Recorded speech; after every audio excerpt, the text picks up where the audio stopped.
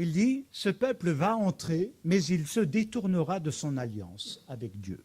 Et en même temps, il pourrait dire, comme il se détourne, il sera jugé, il sera dispersé, ce qui est écrit dans les Devarim. Et il n'existera plus, c'est ce qui aurait pu être.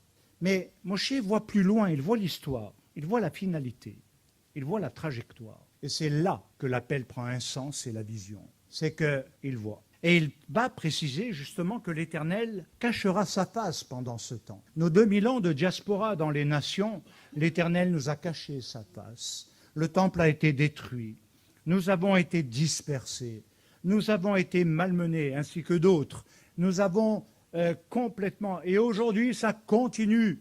Nous, entre le juif et le non-juif, et ça continue, et ça continue. Et il est clair que l'Éternel a caché sa face, mais aujourd'hui, ce qui est en train de se passer, c'est que le Seigneur révèle sa face.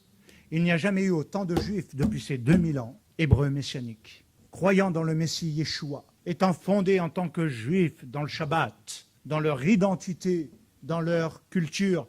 Et ce qui se produit par rapport à ce temps du Hakel, c'est que les non-Juifs viennent et nous disent « Comment doit-on faire Shabbat ?